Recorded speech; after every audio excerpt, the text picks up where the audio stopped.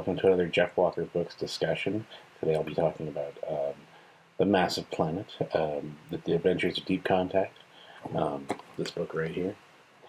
And it's going to be, and it's in a contest right now, the Speculative Science Fiction Contest, the SPSFC, I should call it. And it's the second annual contest for this one. I did put my book in before for this contest. Your service is required. It didn't get picked though because it dealt with cybernetics and robots and stuff like that. And I saw that it was more geared towards space adventures back then.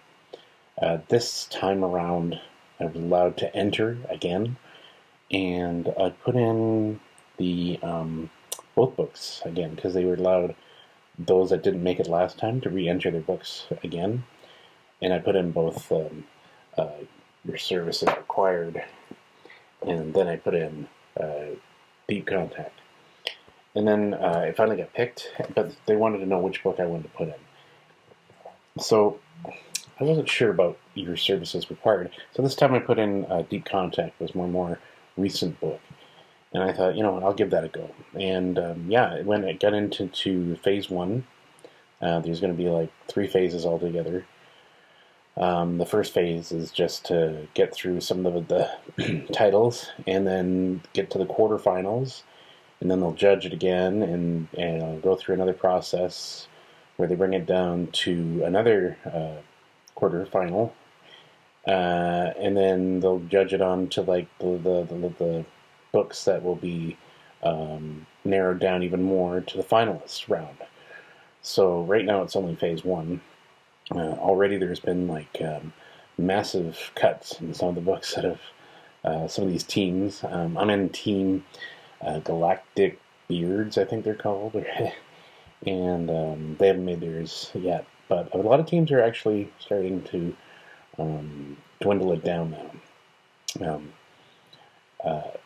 So it's very interesting. And if you want to go and have a look, I'll just flash up the website page, and you can have a look there and see how it's doing. So far, it's a slow process. It's going to take an entire year. This got entered in July, I believe. And they're only coming to the end for this phase in January. So it's going to take a while. But in the meantime, there's been cuts. So I'm very excited. I've never gotten this far, so that's good. And it's only the second contest from this one, because it's a fairly new one. It was done with fantasy books, and then they did such a great job with the fantasy book competition. They started a science fiction, self-published science fiction section, which I think is great because we don't get enough coverage of self-published science fiction writers. Even though the mainstreams are, pushing all their titles like big time, trying to push us out. So that's good. And the Deep Contact, The Massive Planet. So in this book, it's about a ship called Deep Contact. It's the first ship that's being sent out into interstellar space beyond Earth. And Earth has now become, I want to say, like, it's unified. After many years of war, many years of corporate espionage, and all this stuff, and now Earth and Mars have been at odds, warring sometimes, and on the cusp of disagreement again. But this time they're trying to unify, and they've got a group of super geniuses, children. The super genius group, they call themselves the Omega group, and they pretty much are the ones helping humanity to achieve its goals. One of their goals is to start exploring space, starting to go beyond the solar system, our solar system. So in this, they send Captain Christopher Riley, who was a bit of a recluse captain. He's just come back from a deep depression, and he has no idea why they sent him out there, but in the book you'll find out. And then his first officer, Yang, who's from Mars, and he's part of there's a New China on Mars, and they have their own military, but they're now consolidating their military with Earth, which now is called Earth Core United. The Earth Core being the core system of Earth. And I think that's the sort of fascist mentality that Earth is everything, and they don't want anybody joining anything else because we are all members of Earth. We all come from Earth, and I guess that's the mandate they set in place, which I think Mars doesn't really care too much because they don't see themselves that way. But anyway, it's just the dawn of this sort of amalgamated system. So this is a big achievement for them. Still shaky, still unsure, but I mean, this is a venture that they can't afford to miss. So the ship's on its way out to explore beyond our solar system to see what's out there, because we've only been in solar system, and now they're going exploring out and trying to find new worlds for humanity to expand upon. So they'll do a sort of like a mission to explore the galaxy, well, explore as much as they can within a certain time frame and then return home. And then this is a big deal. They're all by themselves out there. It'll be a challenging book, and it is a series. This is only the beginning. I've already been asked why I started with them already in the mission and not do a book before that. Well, originally I didn't think this book was going to be a series as such.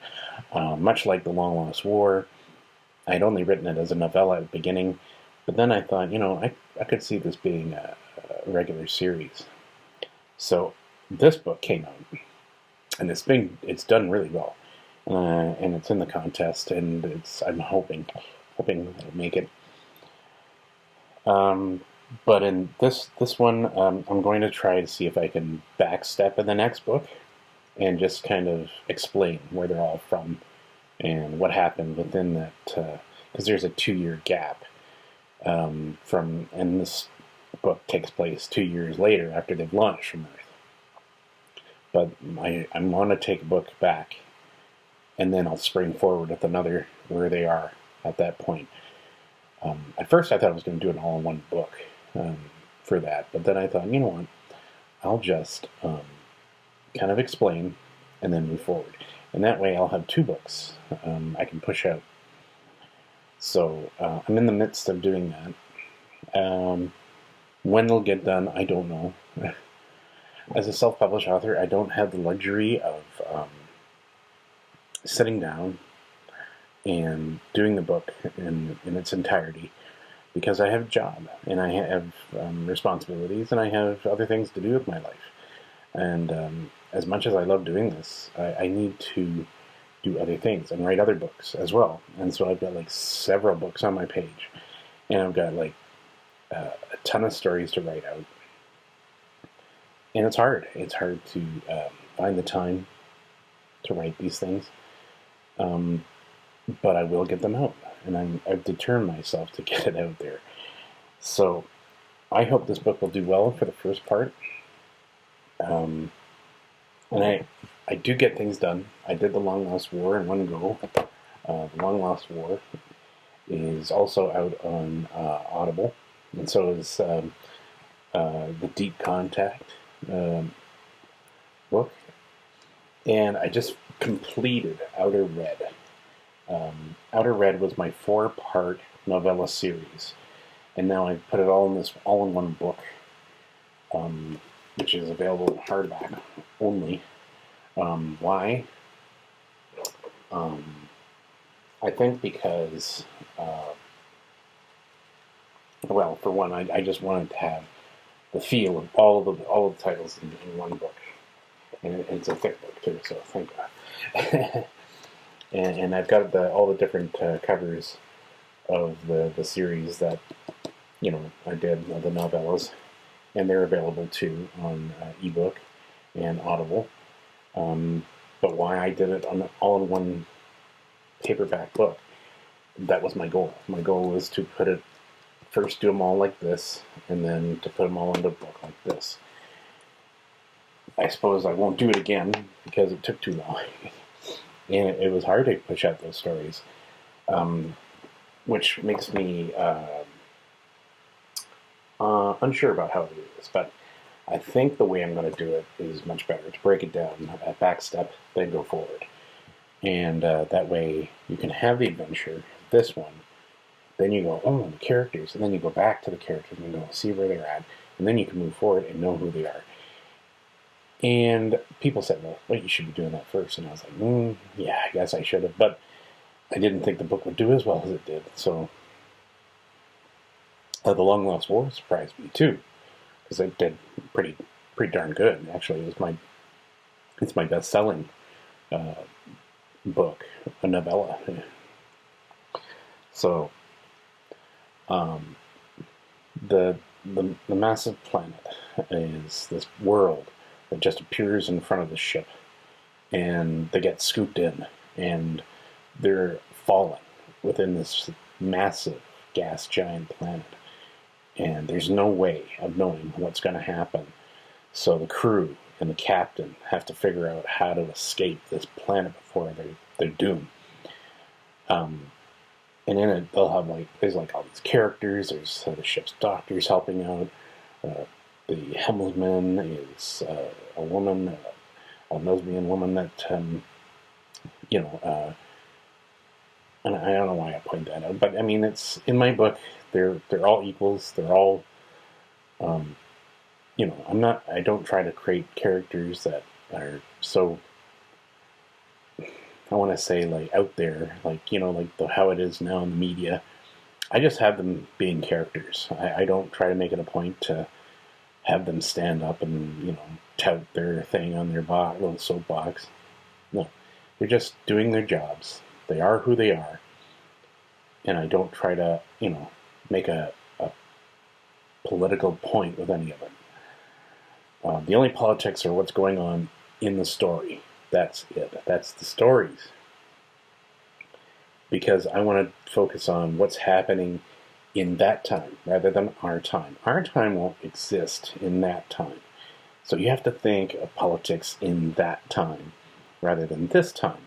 Because I notice a lot of science fiction these days is trying to incorporate what's going on in our time right now into future fiction. You see that in Star Trek lately, and I'm going, but how is that? Why is that necessary? That's not happening in the future. The future, they've got their own troubles. Here, we have our own problems. So if it was a book about this current time, then that's what it should be focused on. But if it's during that time, it's about what's happening there in that time. And I doubt what's happening now is happening then. So, but who knows, right? History repeats itself. You kind of see that now every day. But I like the idea that my book doesn't bang things over people's heads about it. I'm not preachy in my books, other than the fact that, we're all human, we all need to get along. And it's especially true in this book. I mean, the captain's a bit of a Debbie Downer, but he's trying to get out of his little funk, and Yang is his first officer trying to help him, which I always wanted those two to be friends, so eventually they will be.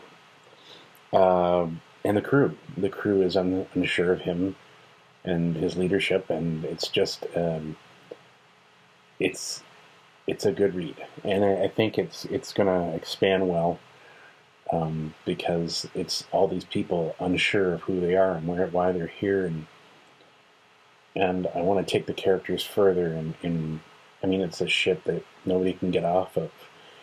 Um, I mean, they'll eventually discover planets and stuff like that, but they'll also have some adventures along the way, and they'll have to deal with it as a crew entire, like, like to have they're all there together to help each other.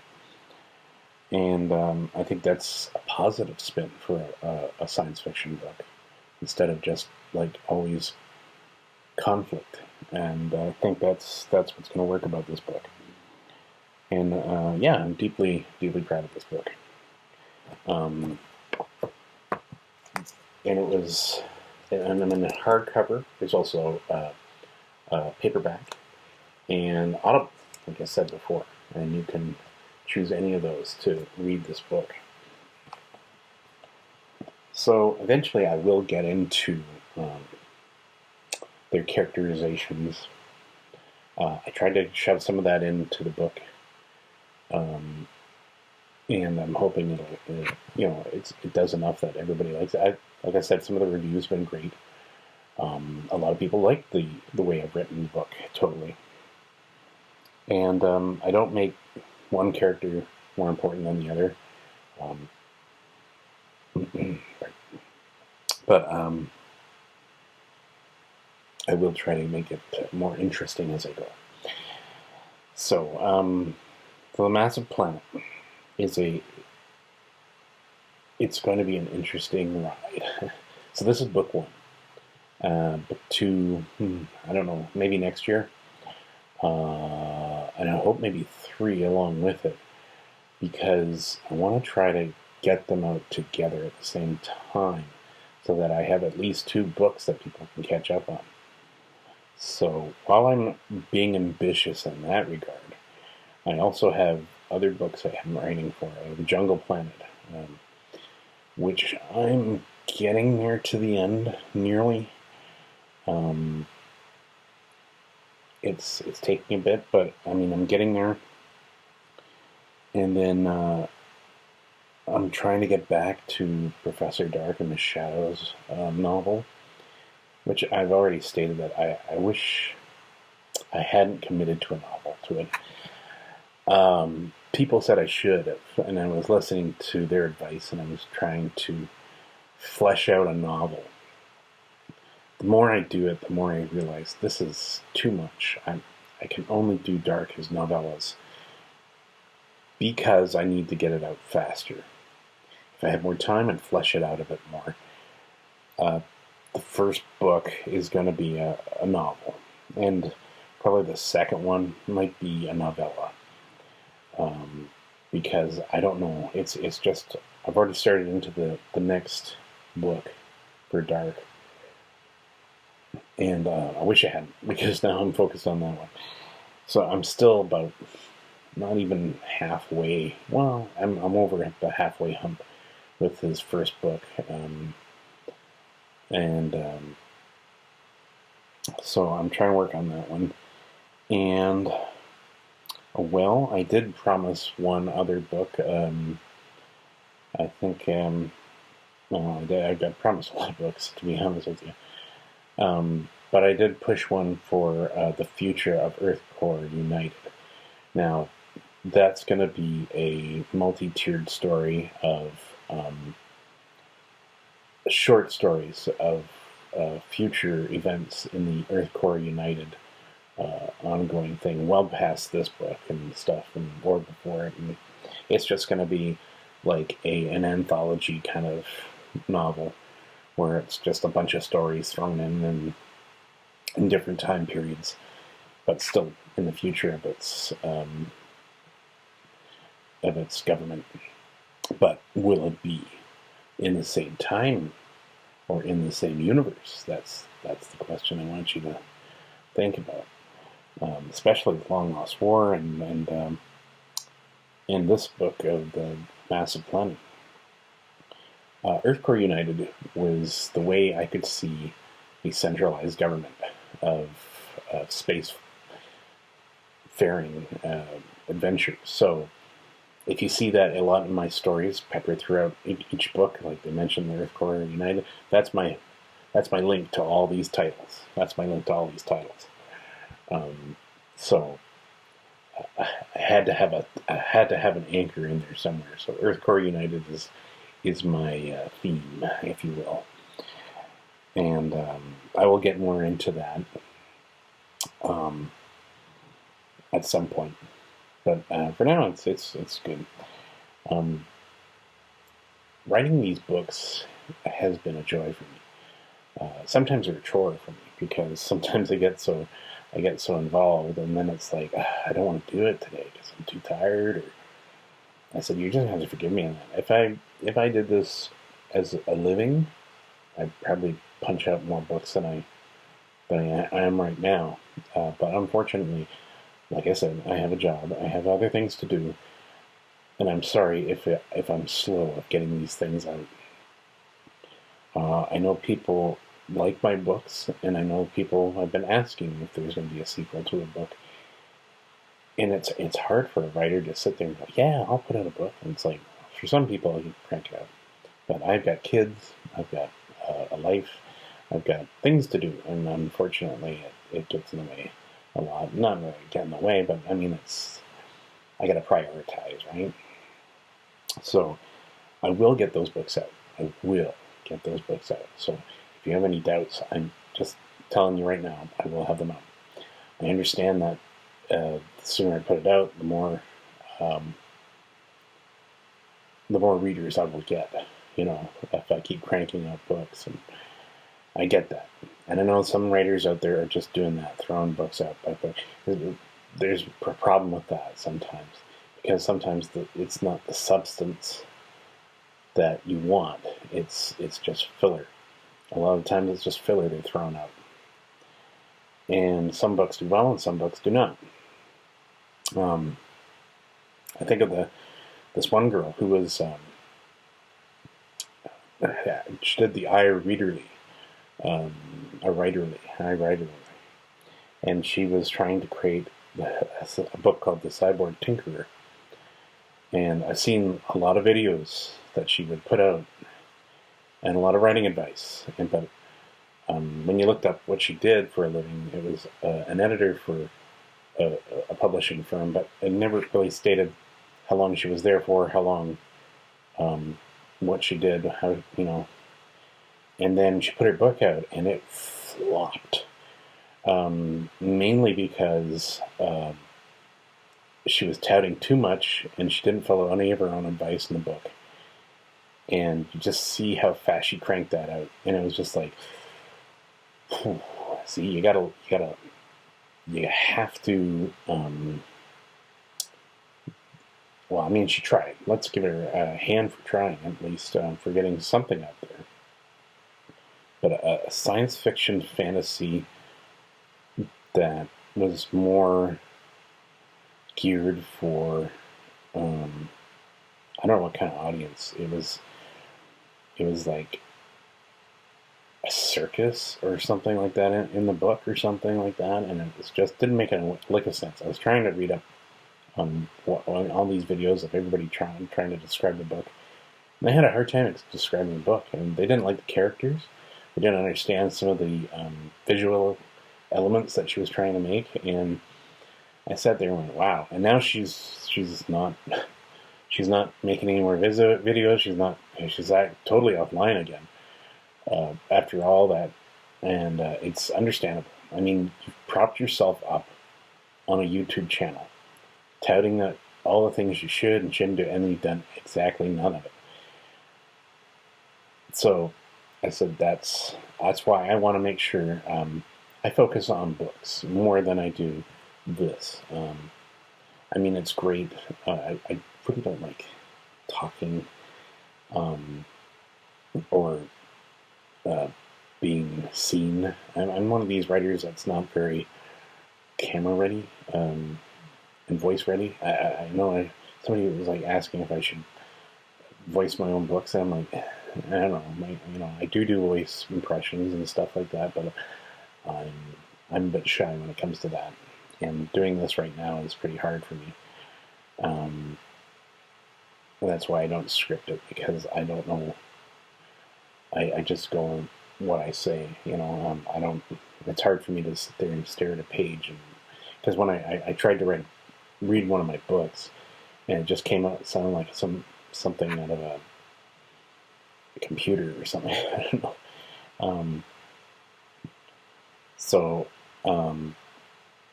this is pretty much my videos, and I'm sorry that it's not more entertaining. I'm sorry that I'm not as flamboyant as some of the other writers that make their videos. I can only apologize for, that's why I don't make a whole lot of these things. And I should, because I'm trying to promote my books. I'm trying to have, more reviews, and I would love to get more reviews, and I would love to hear more feedback. And it's like hard, because it's hard to get anybody to give me that, and it's frustrating sometimes. But then if you don't put yourself out there a whole lot, you don't get a whole lot of reviews. You don't get, and I understand that. But I'm a bit of I seclude myself sometimes, just because I'm not one of these people that enjoys the limelight a whole lot. I'm just happy that I get a review of anything, like a 2-star, 1-star. Well, the 1-star is kind of used to disappoint me a lot. I'd get in a depression, but I had to let go of that. So that's one person out of how many? And I've rarely had a 1-star review. I've had maybe 1 or 2 or 3 or something like that. But for the most part, I've had favorable reviews. A lot of them favorable. And I thank you, and I thank everybody that's taken the time to promote me, and I thank you. My short story, The Immortal Complex, actually got a 5-star review lately on Audible, and I thank them for that. And that's just the kind of review I needed. But I hope it's not something that will make people think, oh, well, they probably paid. I don't know. I didn't pay for any. I don't. The only ones I did pay for, and I will admit this, I did pay for, what was it, the Indie Reader, and then I paid for one on the Kirkus review. Now, I did Kirkus as for the Your Services Required, and I did that as an experiment to see what would happen if I went on Kirkus. The experiment worked. They got some sort of weird review that I'm not sure if it was positive or negative. I couldn't tell. It was kind of ambiguous. And then the next thing I know, they're shoving all this, did you want, this to promote your book, and for this much price, and blah, blah, blah.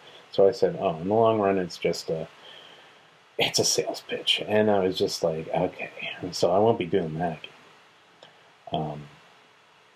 And I just, I'm frustrated that there's nothing out there that will help self-published writers.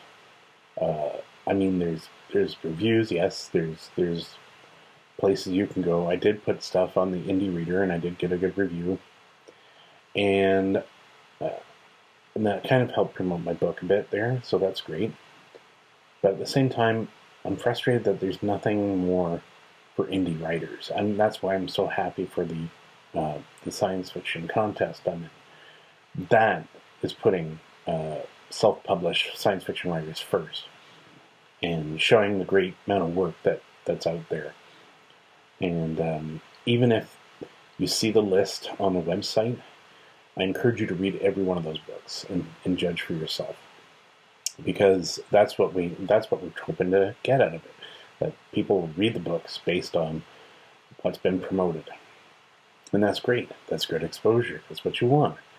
So hopefully when they do the reviews, knock on wood, that mine does pretty well to get to the next phase. That would be even better. I'm going to be optimistic and say that it will. But If it doesn't, that's all right too. I mean, at least I got in. That's a big plus. Um, and I hope maybe I can put in the next book next time, but I don't know. We'll see. I think they said there can only be one book per contest, so we'll see. And I'll just leave it on that. That's where I'm at. This is the kind of an update, kind of a thing on Deep Contact, the massive planet. I hope you go and read this, and if anybody that's from the contest wants to read it, you can, you know, you can even contact me if you want. But you know, I need more sales. That's what it comes down to. I need more sales. I need more reviews. So I hope you go and read the book and enjoy it. I encourage you to go read my other books and the Immortality Complex, which is read by the same guy that did the audiobook for Your Service is Required. He's got a great voice, much better than mine. But I said it'll be a while before I do another audiobook. Money-wise, it's just... so I hope you enjoy it. I hope you go and read this book and give your review. And let's hope it makes it past the first phase. Thank you very much, and I'll talk to you later. This has been a Jeff Walker's Books discussion. If you like this program, please subscribe. And if you want to read more of his books, The Long Lost War, The Massive Planet, The Mysterious World of Professor Dark and Miss Shadow, please visit his website at jeffwalkerbooks.weebly.com. Please, if you feel the need to review one of his books, he would be ever so grateful that you would. You may go and visit it on Amazon or anywhere else where books are now available.